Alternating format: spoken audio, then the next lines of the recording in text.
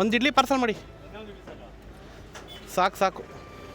ತಟ್ಟೆ ಇಡ್ಲಿನಾ ಚಿಕ್ಕ ಇಡ್ಲಿನಾ? ಬೆಣ್ಣೆ ಗಿಣ್ಣೆ ಹಾಕ್ತೀರಾ ಇಡ್ಲಿ ಮೇಲೆ? ತುಪ್ಪ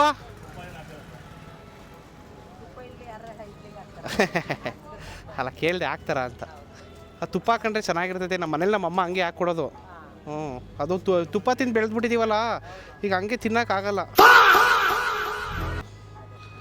ರುಚಿ ಸಿಗಲ್ಲ. ಚಟ್ನಿ ಹಾಕಿದ್ದೀರಾ? ಎಷ್ಟು?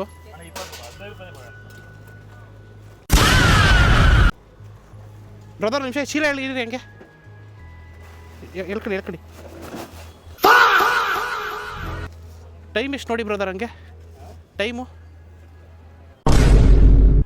ಹಂಗೆ ಓಪನ್ ಆಗಲ್ಲ ಇದು. ಹಾಂ,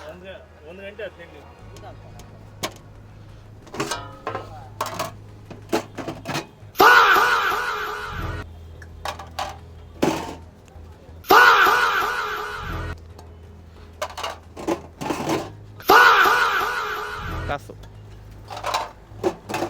ಅಣ್ಣ, ಕಾಸು